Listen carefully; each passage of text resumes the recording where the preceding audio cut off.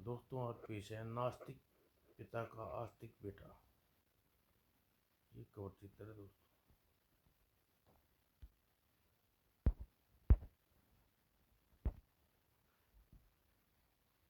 बहुत समय पहले की बात है।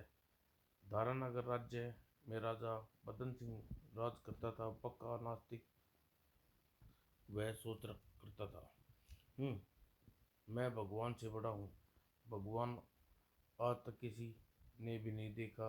यह भी मानव के मन की कोमल काल्पनिक बातें हैं। मैं जीवन पर्याप्त अपने राज्य में किसी को मंदिर की स्थापना नहीं होने दूंगा और न ही किसी भगवान का नाम लेने दूंगा। उसी नास्तिक नास्तिक बदन सिंह की रानी चंद्रलता का एक पुत्र ने जन्म दिया। रानी, हमें अपने पुत्र को संग्राम सिंह रखते हैं नाम। बदन सिंह ने प्रेम प्रसन्नता से अपने पुत्र को चुन लिया। उसी रात उसके शयन कक्ष में सो रहा था, तब एक सपन देखा। तुम कौन हो? मैं वही हूँ जिसका नाम से तुम घृणा करती हो। पहेलियाँ न बुझाओ और मुझे स्पष्ट रूप से अपने बारे में बताओ। तो सुनो, मैं मर्यादा पुरुषोत्तम राम हूँ। लोग मुझे भगवान राम के नाम से जानते हैं। ओह, तो तुम हो भगवान राम जिसके नाम हम चलते हैं? हाँ, वही हूँ। लेकिन हम तुम्हारे नाम से घृणा करते हैं। तुम हमारे पास क्यों आए? बदन सिंह, हमें हम तुम्हें यह बताने आए हैं कि जल्दी तुम्हारे राज्य में तुम्हारे नाम की ध्वनि हमारे नाम की ध्वनि गूंजने वाली है। जिस जिस राज्य में तुमने मंदिरों को विहीन कर दिया, उसी राज्य में शीघ्र ही हमारे अनगिनत मंदिर बनने वाले हैं। क्या बक रहे हो? हमारे हमारे रहते राज्य में यह सब कैसे हो सकता है? किसकी मजाल जो हमारे आदेश से उल्लंघन करके राज्य में मंदिर की स्थापना करनी जाए। बदन सिंह ने इस नेक कर्म में तुम्हारा पुत्र संग्राम सिंह ही बड़ा होकर पूरा करेगा। चुप रहो, हमारा बेटा भला तुम्हारा नाम क्यों लेगा? उसने जैसे संस्कार ही उत्पन्न करूंगा कि बड़ा होकर मेरी तरह पक्का का नास्तिक बने। बदन सिंह, यह तुम्हारी भूल है। मैंने जो कुछ कहा है पत्थर की लकीर है। जब संग्राम सिंह बोलने लायक हो जाएगा, तब उसके मुंह में सर्वप्रथम राम शब्द निकलेगा। वह धार्मिक प्रवृत्ति का होगा और आगे चलकर तुम्हें एक बड़ा कष्ट से छुटकारा दिलाएगा, तुम्हारा उद्धार करेगा। राम, मुझे तुम्हारी अनगलन बातें पर विश्वास नहीं। जाओ, मेरी आंखों से दूर हो जाओ। यह कहकर सपन में आए राम को अंतर ध्यान हो गई। तभी बदन सिंह की नींद खुली। वह सपन की बातें सोचकर दुविधा में पड़ गया। क्या मेरा देखा गया सपना सच होगा? क्या मेरा पुत्र संग्राम सिंह सचमुच धार्मिक प्रवृत्ति का होगा? इस विचार मात्र से उसे बुरी तरह बौखला उठा। तभी ऐसा मैं ऐसा कदापि नहीं होने दूंगा, चाहे इसके लिए मुझे संग्राम सिंह के ऊपर कितनी शक्ति क्यों न बरतनी पड़े। उसके विचारों में धर्म से नहीं जुड़ने दूंगा।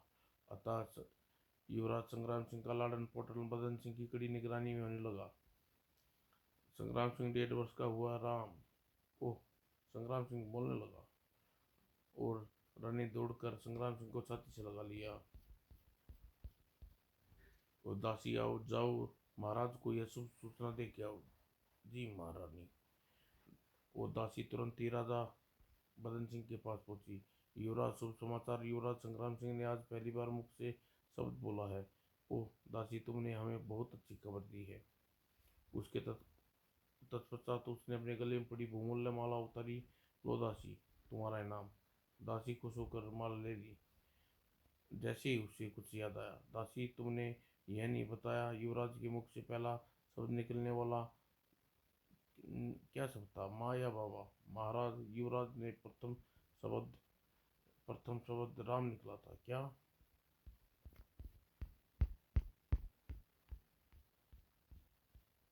बदन सिंह के मुख में क्रोध की रेखाएं खिंच गई।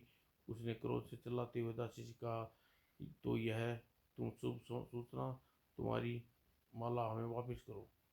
भय से कांपती दासी माला बदन सिंह को वापस कर दी और बदन सिंह आदेश पर वहां से चली गई। और बदन सिंह उसी समय रानी चंद्रवता के पास पहुंचा। रानी चंद्रवाला, तुम्हारे पुत्र के मुख से प्रथम शब्द राम निकला है। महाराज, रानी, यह तुम जानती हो कि हमें भगवान वह धर्म नाम से चिढ़ाया था। तुम सुन लो, अगर युवराज संग्राम सिंह के फिर मुंह से राम निकला तो मुझके हक में अच्छा नहीं होगा। जी महाराज। लंबे लंबे डंक भरता हुआ बदन सिंह कक्ष से बाहर निकल गया।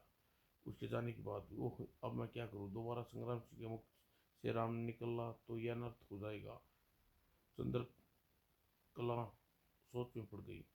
तभी उसके दिमाग में विचार आया, महाराज से कोप से बचाने के लिए संग्राम सिंह के पिता राजा श्यामदेव के पास श्यामनगर क्यों न भेज दूं। वहां रहकर जब यह युवराज युवा हो जाएगा तब यहाँ बुला लूंगी, और जब संग्राम समझदार हो जाएगा तो मेरे समझाने पर राम नाम लेना छोड़ देगा। यह विचार आते चंद्र खान को बहुत शांति प्रदान की। दूसरे ही दिन रानी चंद्रकला ने बदन सिंह से कहा, महाराज मैं युवराज संग्राम सिंह को ननिहाल श्यामनगर भेजना चाहती हूँ। वह रहकर शिक्षा ग्रहण कर लेगा और उसके पश्चात वहाँ लौट से आएगा। माननीय चंद्रकला, तुम्हारे जो मन में आई करो, मैं तुम्हें रोकूंगा नहीं। यह युवराज संग्राम सिंह और श्यामनगर भेजने के लिए बदन सिंह मौन स्वीकृति थी। अतः उस दिन चंद्रकला युवराज संग्राम सिंह को लेकर श्यामनगर चली। अच्छा हुआ महारानी चंद्रकला संग्राम सिंह को पिता के यहाँ छोड़ने जा रही है। भला हमारे राज्य में राम का नाम लेने वाला का क्या काम। और जब चंद्रकला श्याम नगर अपने पिता राजा श्यामदेव के पास पहुंची, बेटी चंद्रकला, क्या बदन सिंह तुम्हारे साथ नहीं आए? पिताजी महाराज, वो तो आजकल मुझे संग्राम सिंह से रुष्ट है। क्यों, ऐसी क्या बात है? तब चंद्रकला ने उसे पिता के अपने रुष्ट होने का कारण बताया। सारी बात जानकर, आज तुमने अच्छा किया बेटी जो संग्राम सिंह को यहाँ ले आई। इसके पालन पोषण की जिम्मेवारी का वचन लेता हूँ। अब मुझे आपका ही आसरा है पिताजी महाराज। पिता का आश्वासन पाकर चंद्रकला धारा नगर वापस लौट गई और अब नन्हे संग्राम को नाना के यहाँ सुचारू रूप से पालन पोषण लगा।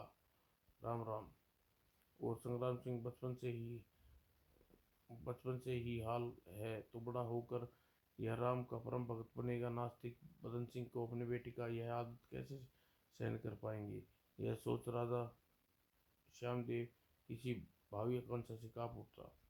इस प्रकार श्याम संग्राम श्यामनगर में रहते रहते 10 वर्ष के व्यतीत हो गए। एक दिन, बेटा संग्राम, अब तुम्हारी उम्र विभिन्न प्रकार की शिक्षाएं ग्रहण करने की लायक हो गई, इसलिए तुम्हें शिक्षा देने मुनि के आश्रम में छोड़ने से पहले तुम्हारे विचार जानना चाहते हैं। क्या तुम किस प्रकार की शिक्षा में रुचि रखते हो?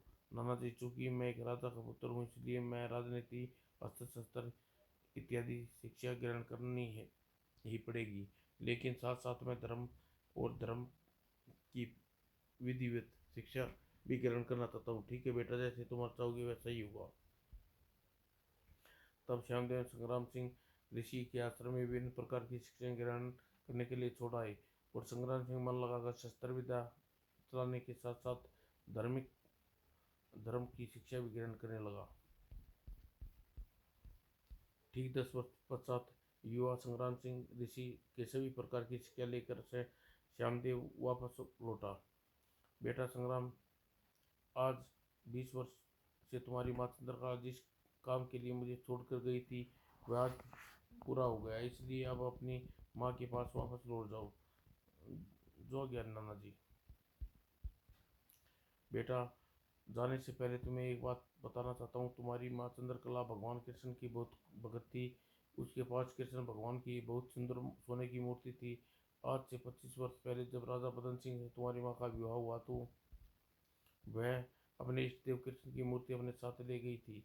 जब तुम्हारे नास्तिक पिता बदन सिंह ने चंद्रकला की आदत का पता चला तो वह पूरे नाराज हुए और क्रोध में आकर उसने उस मूर्ति को महल के सरोवर में फेंक दिया।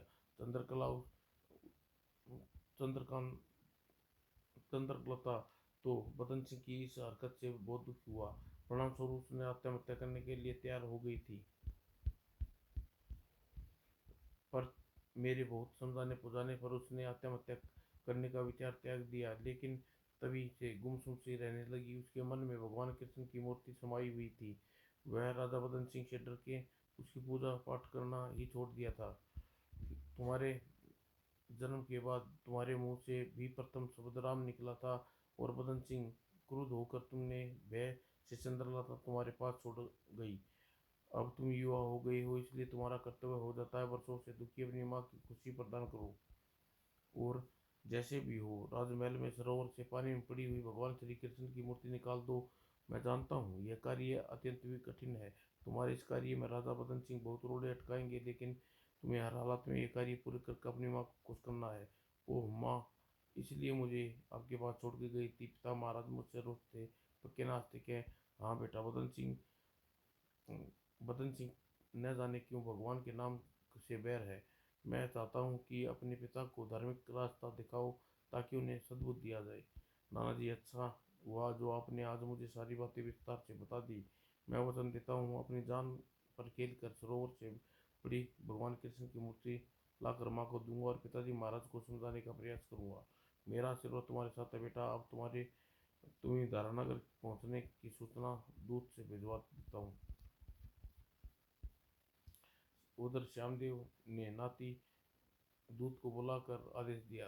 दूत धारानगर जाकर तुम राजा बदन सिंह को इस बात की सूचना दो कि 5 दिन पश्चात युवराज संग्राम सिंह धारानगर पहुंचने वाले हैं। जो आज्ञा महाराज। और धारानगर पहुंचकर दूत ने सूचना देकर बदन सिंह को दी।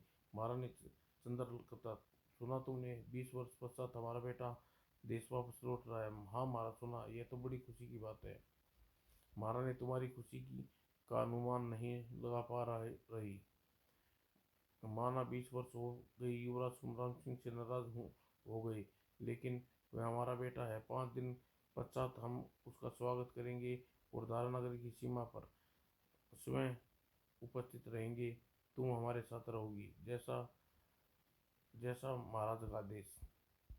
और 5 दिन पश्चात बदन सिंह चंद्रलता के साथ राज्य की सीमा पर जा पहुंचे। कुछ देर पश्चात महारानी धूल का गुब्बारा उड़ा रहा है। लगता है युवराज संग्राम सिंह रथ आ रहा है। आपका अनुमान सच लगता है महाराज। और बदन सिंह का अनुमान वास्तव में सच था। कुछ देर बाद ही युवराज का रथ उनके पास आकर रुका।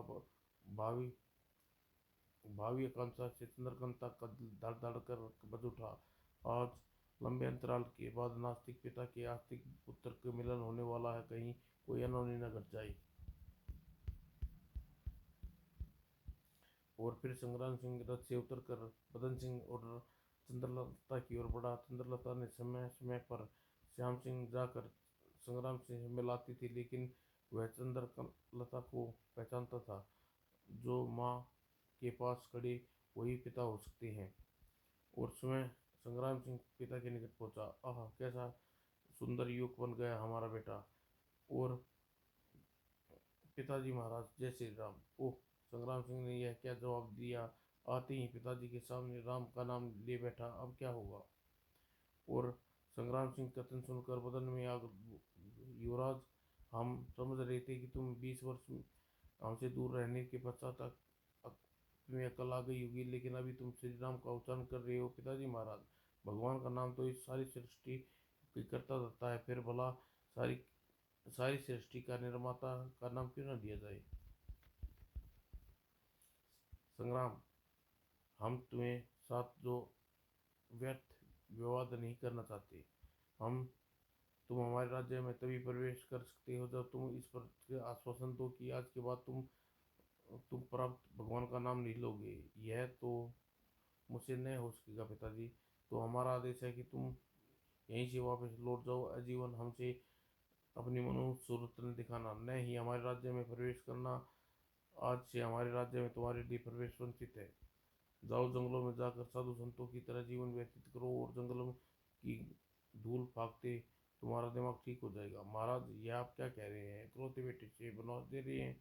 चुप रहो महारानी, तुम्हारे कारण ये तो हमें आज यह दिन देखना पड़ रहा है। समझते थे कि तुम हमारे विचार जानकर तुम संग्राम सिंह को ऐसी शिक्षा दिलाओगी जैसी हमें पसंद है, किंतु तुम्हारे पिता ने हमारे साथ छल किया है। संग्राम सिंह का आशीष तो आस्तिक बनाना, और इसकी उसी का परिणाम भुगतो। सुनकर चंद्रलता काँप उठी और दूसरे संग्राम सिंह के बदन में चरणों में झुक गया। पिताजी महाराज, आपने जो आदेश दिया मुझे दिए हैं उसका पालन करूंगा। और आज से जीवन त्याग कर वनों की ओर जा रहा हूँ, मुझे आशीर्वाद दीजिए। लेकिन बदन सिंह ने अपने पांव पीछे खींच लिए। तुम्हें हमारे पगार कष्ट पहुंचाया, लेकिन हम तुम्हें आशीर्वाद कैसे दे सकते हैं? जाओ, हमारी नजर से दूर हो जाओ। तब संग्राम सिंह चंद्रलता के चरणों को स्पर्श किया। बेटा संग्राम सिंह, अपने पिता का कहा मान लो, इसी में तुम्हारी भलाई है। माँ, वह आप ही थी जिसने बरसों से अपने पिताजी महाराज का कहना मानकर पूजा पाठ करना त्याग दिया, लेकिन मैं ऐसा कदापि नहीं करूँगा। फिर संग्राम सिंह अपने रथ को वहीं छोड़कर पैदल वहां से चल पड़ा। महाराज, संग्राम सिंह को रोक लीजिए, उसके बिना मेरी दुनिया अंधेरी हो जाएगी। आप कैसे निष्ठुर पिता हैं जो अपने इकलौते बेटे को इस कठोर सजा दी। संग्राम सिंह को रोक लीजिए महाराज, आपके पांव पकड़ती हूँ। महारानी चंद्रकथा, हम फैसला तुम्हारे ऊपर छोड़ते हैं, पति या पुत्र, तुम्हें एक को चुनना होगा। सुनकर चंद्रलता व्यवस्था से सिसके भरकर रह गई। उसने अपनी ममता का गला घोट दिया और बदन सिंह के साथ महल लौट गई। महल में आकर चंद्रलता बुरी तरह हाहाकार कर उठी। आह, कैसी विपदा आ पड़ी है! भगवान राम ने 14 वर्ष का वनवास काट कर अयोध्या लौटे थे, और मेरा बेटा संग्राम सिंह आजीवन जंगलों में भटकता रहेगा, अब कभी अपने देश वापस नहीं लौटेगा। और सोचकर चंद्रलता फुट फुट कर रोने लगी। दूसरी ओर बदन सिंह के रात को अपने कक्ष में सो रहे थे तो उसने सपन दिखाई दिया। बदन सिंह, मेरे भगती युवराज संग्राम सिंह को देश निकाला देकर तुम सोचते हो कि अपने उपदेश में सफल हो गए। नहीं, ऐसा नहीं हो सकता बदन सिंह, तुम्हारी यह भूल है। तुम्हारे कहने का क्या मतलब राम? बदन सिंह, मेरे कहने का मतलब यह है, युवराज संग्राम सिंह जल्दी ही वापस धारानगर लौटेगा और धर्म विहीन राज्य को धर्म प्रचार करेगा, राज्य के मंदिरों का निर्माण करेगा। मेरे जीते जीते ऐसा संभव नहीं होगा बदन सिंह, यह तुम्हारे जीते जीते होगा। यदि नहीं तो तुम स्वयं युवराज संग्राम सिंह के साथ इस नेक कार्य में हिस्सा लोगे। असंभव, ऐसा कैसे हो? ऐसा कभी नहीं होगा, कहकर राम अदृश्य हो गए। बदन सिंह, तुम्हारा भ्रम एक दिन अवश्य टूटेगा, तुम अभिमान मद में चूर थे। और दूसरी ओर जंगल में भटकता संग्राम सिंह ने तामवन पूछा। लगता है सामने किसी मुनि का आश्रम है, मुझे यहाँ चलकर ज्ञात करना चाहिए कि यह ऋषि का आश्रम है। और वह सोचकर संग्राम सिंह आश्रम में पहुंचा। प्रणाम ऋषिवर, वह चिरंजीव रहो। तुम कौन हो? सूरत से किसी राजघराने के प्रतीत हो रहे हो। आपका अनुमान सही है ऋषिवर, मैं धारानगर के राजा बदन सिंह का पुत्र हूँ, संग्राम सिंह हूँ। वही राजा बदन सिंह जिसके राज्य में भगवान का नाम लेना अपराध है, जो किसी ऋषि मुनि को अपने राज्य में नहीं घुसने देता। हाँ ऋषिवर, आपने सही, उन्हीं का पुत्र हूँ। लेकिन तुम इस वन में क्या कर रहे हो? तुम्हारा राज्य तो यहाँ से बहुत दूर है। ऋषिवर, पिताजी महाराज ने मुझे अपने राज्य से निकाला दे दिया, देश निकाला दे दिया, जीवन भर जंगलों में रहने का आदेश दिया है। वो यदि ऐसा है तो इसके आदेश में तुमने ऐसा आदेश क्यों दिया? संग्राम सिंह ने उन्हें अपने निष्कासन की कारण बताया। सारी बात जानकर, बेटा तुम्हारे पिता ने की मति भ्रष्ट हो गई है, जो तुम जैसा पूत पाकर उनकी आंखें नहीं खुली, उसका दुर्भाग्य है। अब तुम्हें कहीं जाने की आवश्यकता नहीं, हमारे आश्रम में रहकर भगवान की ध्यान मन में लगाओ और वही तुम्हारा कल्याण करेंगे। तुम्हारे पिता एक दिन सद्बुद्धि देंगे। ठीक है ऋषिवर, आज से यहीं रहूँगा। और तब ऋषि ने चरण स्पर्श किए। आज से अपने गुरु हैं और आप गुरुदेव के नाम से जान सकता हूँ। बेटा, मेरा नाम पद्म है। और संग्राम सिंह उसी दिन से पद्म ऋषि के आश्रम में रहने लगे। एक दिन संग्राम सिंह पद्म ऋषि से अपनी इच्छा प्रकट की।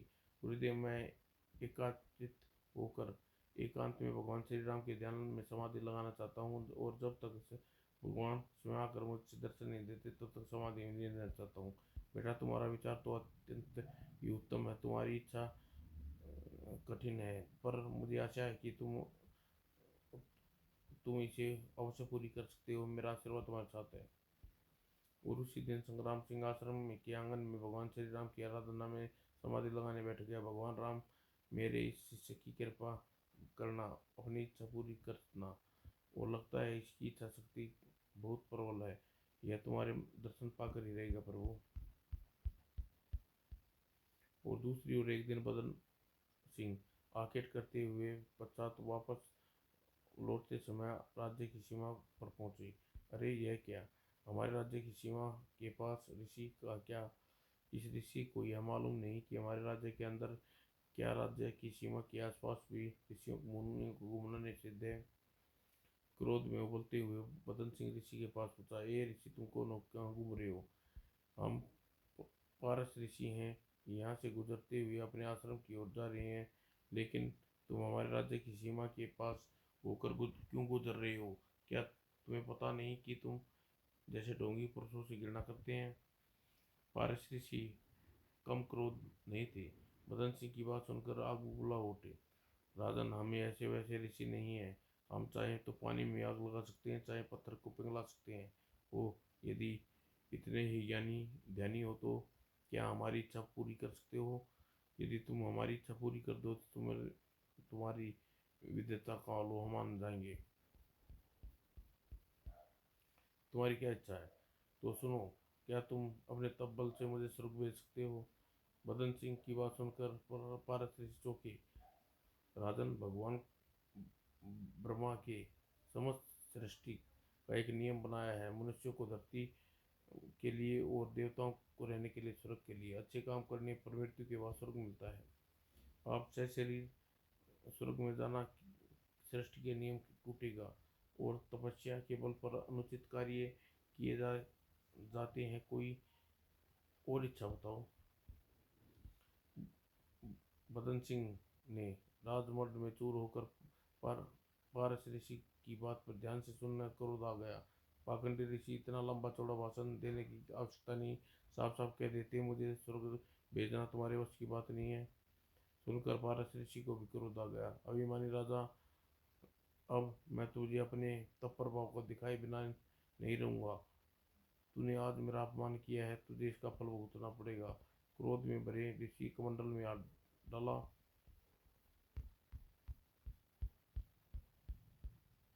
और उसने अंजलि में जल लेकर बदन सिंह पर छिड़कते कहा, जा राजा, तू जीवन भर आकाश की भूल भुलैया में भटकता रहेगा।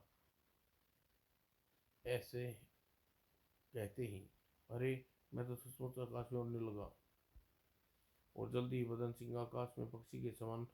यह देख राजा चिल्लाया, नहीं, अब तू कभी नहीं उतरेगा। बचाओ ऋषि, मुझे जल्दी ही नीचे उतारो। और इधर बदन सिंह आकाश मार्ग में जाते सर्वलोक के देवताओं में आसमान हिलने लगा। क्या बात है, यह भूचाल क्यों आ गया? क्या कोई अनहोनी घटना घटी है? ये सब मिलकर गिरते पड़ते देवराज के पास पहुंचे। देवराज, सर्वलोक में भूकंप क्यों आया है? देवलोक के निवासियों, देवलोक की प्रजा, विपरीत पृथ्वी लोक पर जीवित प्राणी तेजी से स्वर्गलोक की ओर उड़ा चला रहा है। आकाश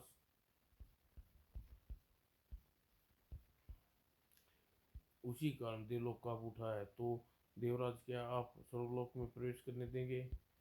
ऐसा कैसे हो सकता है? ऐसा करने के देवलोक का नियम टूटता है और हम कभी ऐसे ऊपर नहीं अभी उसे ऊपर नहीं आने से रोकते हैं।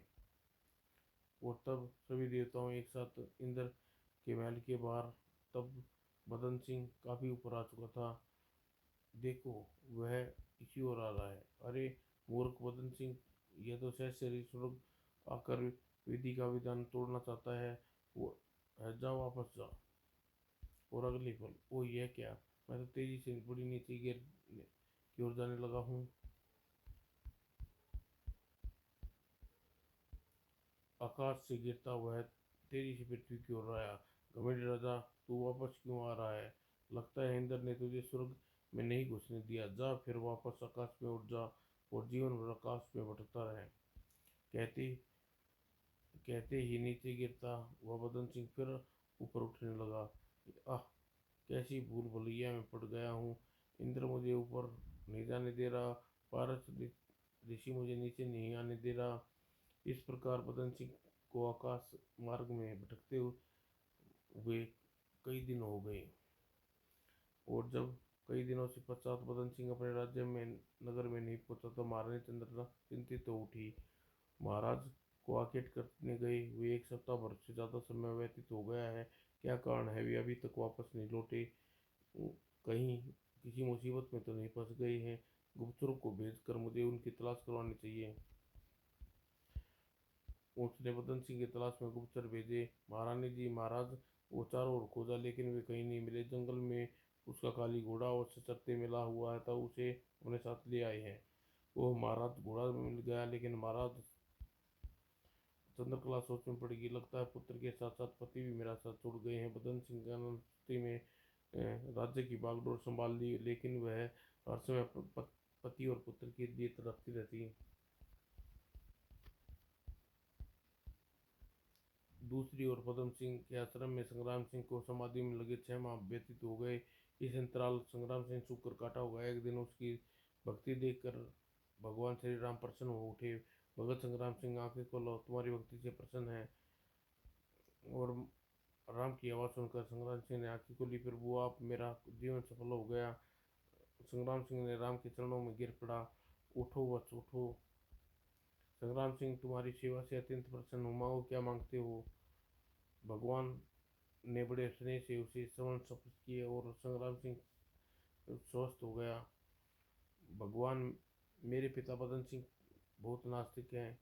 अपने राज्य में कोई भगवान का नाम नहीं ले सकता, और न ही कोई ऋषि धारण नगर में प्रवेश कर सकता है। मैं चाहता हूँ धारण नगर के घर घर में आपका नाम गूंजे।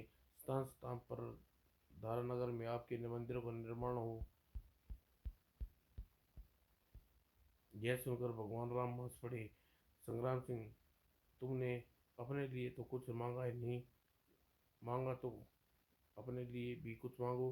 भगवान, अपने लिए क्या मांगूं? आपकी भक्ति में ही सब कुछ मिल जाता है। संग्राम सिंह, मेरी बात ध्यान से सुनो। अब तुम तुरंत यहाँ से अपने नगर में वापस चले जाओ। तुम्हारी माँ इन दिनों बहुत दुखी और अकेली है। इन दिनों काम राज काम चला रही है। ये आप क्या कह रहे हैं? भगवान पिताजी कहाँ गए?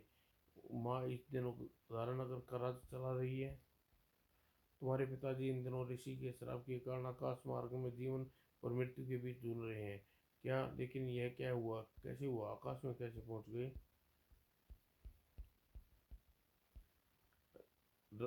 भगवान श्री राम ने सारा विस्तार सुनकर, प्रभु, क्या पिता आकाश से पृथ्वी पर ला जा सकता है? क्यों नहीं? लेकिन उसकी अभिमानी बदन सिंह के प्रति क्यों चिंतित होते हो? यही उसकी सजा है। उसे आकाश में लटके रहने दो। सूर्य की तपन उसका शरीर काला पड़ गया है, और सिर दी वह सूर्य की गर्मी में घुलकर मर जाएगा। नहीं प्रभु, ऐसा नर्थ न करो। वे जैसे भी हैं मेरे जन्मदाता हैं। उन पर कृपा कीजिए और मुझे पृथ्वी पर सुकुशल लाई उतारिए। तुम धन्य हो संग्राम सिंह। तुम्हारे पिता तुम्हारे साथ जितना गंदा व्यवहार, कड़ा व्यवहार किया, तब भी उसकी चिंता में घुले जा रहे हो। और हम तुम्हारी डोरी की एक सीढ़ी डोरी की एक सीढ़ी देते हैं, जिसे सीढ़ी पर आसमान में फेंक देना और अपने पिता के पास जा सकते हो। उसी सीढ़ी द्वारा तुम अपने पिता को वापस पृथ्वी पर ला सकते हो।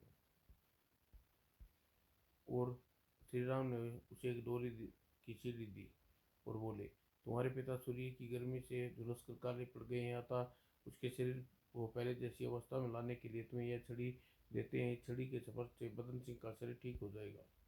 भगवान श्री राम ने उसे छड़ी दे दी।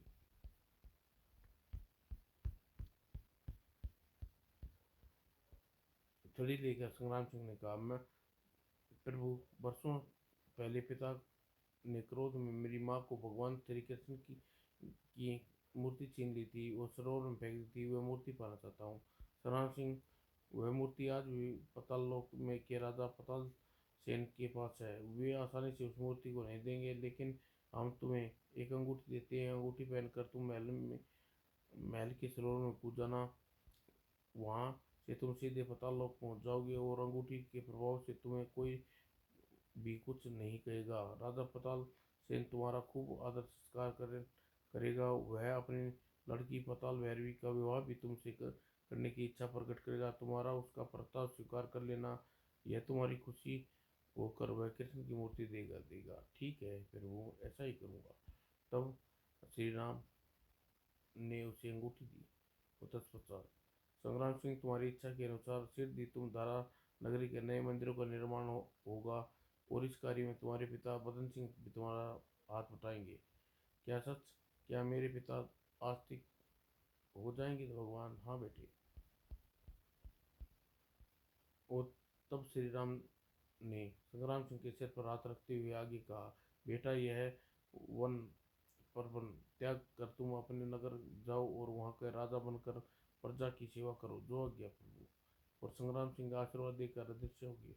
तभी वहां पद्म ऋषि ने प्रवेश किया। गुरुवर, आज मुझे श्री राम ने स्वयं आकर साक्षात दर्शन दिए हैं, क्या सच?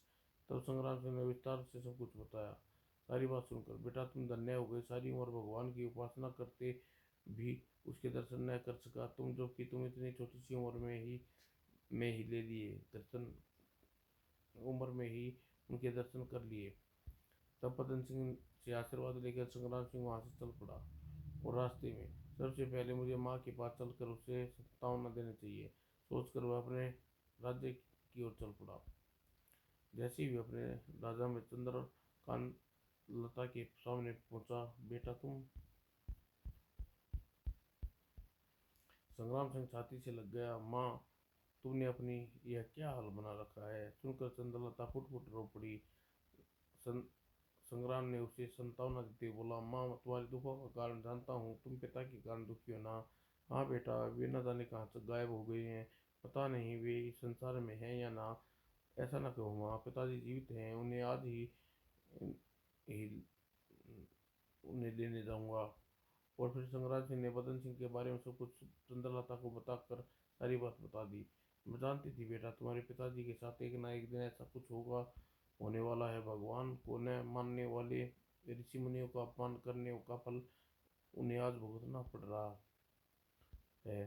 कहकर चंद्रलता उदास हो उठी और माँ से आश्वासन देकर बाद संग्राम सिंह राजमहल की छत पर चढ़ गया और डोरी की सीढ़ी आकाश की ओर उछाली।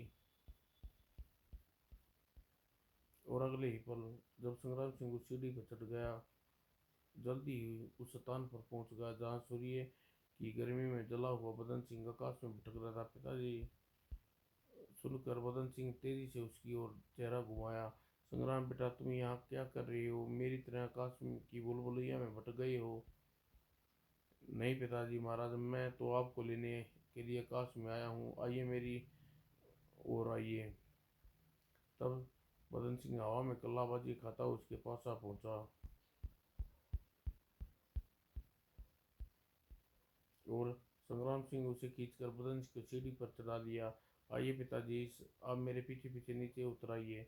बदन सिंह चुपचाप उसके पीछे उतरने लगा और जल्दी ही वह सीढ़ियाँ उतर कर दोनों राजमहल की छत पर आ गए। आइए पिताजी महाराज, महल में चलिए। लेकिन इस रूप को लेकर लोगों के सामने कैसे जा सकता हूँ? सुनकर संग्राम सिंह के बदन बद, बदन के शरीर पर छड़ी का स्पर्श किया। छड़ी के स्पर्श करते ही बदन सिंह ठीक हो गया। आह, मैं बिल्कुल ठीक हो गया। तुम्हारी छड़ी तो बहुत चमत्कारी संग्राम। पिताजी महाराज, यह छड़ी मुझे स्वयं भगवान ने दी है। उन्हीं के कारण आप सही सलामत पृथ्वी लोक पर उतर आए क्या? तब संग्राम सिंह के बदन में श्री राम से हुए वार्तालाप के बारे में बताया। संग्राम सिंह से सारी बात सुनकर, बेटा मुझे क्षमा कर दे, मैं जीवन भर तुमसे राम की महिमा को नहीं पहचाना पाया। मैं तुम्हें वचन देता हूँ कि आज से किसी भी ऋषि मुनि का अपमान नहीं करूँगा। आज से अपने राज्य में भगवान श्री राम देवताओं की मूर्ति का स्थापना करवाऊंगा। स्वयं प्रतिदिन श्री राम भगवान का नाम लूंगा। सच पिताजी महाराज। और संग्राम सिंह की बातों सुनकर खुशी हो उठा। वह अपने पिता के साथ लेकर चंद्रलता के पास पहुंचा। रानी, हाँ महारानी, तुम्हारी धर्मात्मा बेटा आज मुझे मौत के मुंह से वापस खींच लाया। महाराज आप ठीक तो है ना?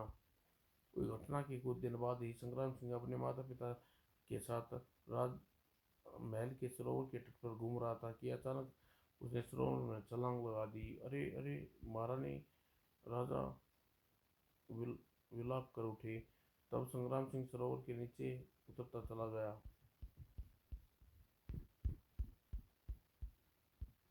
और जल्द ही वह पाताल लोक में प्रवेश कर गया, जहाँ अंगूठी के प्रभाव के कारण किसी ने उसको कुछ नहीं कहा, बल्कि उसकी इज्जत करने लगे। श्रीमान, आप कौन हैं? मैं धन धारानगर का युवराज संग्राम सिंह हूँ, तुम्हारे राजा पताल सेन से मिलना चाहता हूँ। तब पताल सेन ने आदर सेतु से पताल सेन के पास लिया आए। उसे देखते ही युवक, तुम्हें श्री राम की दी हुई अंगूठी पहने हुए हो इसलिए मुझे तुम अतिथि हो, कहो तो पताल लोक कैसे आए हो? महाराज, आपके पास श्री कृष्ण की प्रतिमा है, मैं उसे लेने आया हूँ। वह प्रतिमा मेरी माँ की है, उस प्रतिमा के बिना बहुत दुखी रहती है। आशा करता हूँ आप वह प्रतिमा मुझे दोगे। ठीक है, वह प्रतिमा तुम्हें देता हूँ, लेकिन तुम्हें हमारी एकलौती बेटी पताल भैरवी के साथ विवाह करना होगा। मुझे आपका प्रस्ताव मंजूर है महाराज। तब बड़ी धूमधाम से पताल सेन और उसकी पुत्री पताल भैरवी का विवाह संग्राम सिंह के साथ कर दिया। विवाह के पश्चात, लो बेटा मूर्ति संभालो। ओह! संग्राम सिंह एक युवती के साथ सरोवर से बाहर निकल रहा है। दूसरी ओर और उसी दिन राजा बदन सिंह और महारानी चंद्रमा उदास सरोवर के तट पर बैठी। एक दिन चंद्रलता खुशी से दौड़ी हुई संग्राम सिंह के पास आई। बेटा, तुम कहाँ चले गए थे? माँ, मैं तुम्हारे लिए मूर्ति लेने गया था, अंदर गया था। इसे वर्षों पहले पिताजी ने क्रोध में भरकर सरोवर में फेंक दिया था, कहकर संग्राम सिंह ने कृष्ण की प्रतिमा चंद्र लता को दे दी। चंद्रलता मूर्ति को पाकर प्रसन्न होती। तब, बेटे, तुम्हारे साथ यह युक्ति कौन है? भगवान तुम दोनों, यह आपकी पुत्र वधू है पताल भैरवी। पिताजी महाराज, भगवान तुम दोनों को प्रसन्न रखे, दुख जूझी हो। इस घटना के पश्चात बदन सिंह अपने राज्य में अनेक मंदिरों का निर्माण कराया। वह नास्तिक से आस्तिक बन गया। इस अपने परिवार के साथ सुखपूर्ण रहने लगा।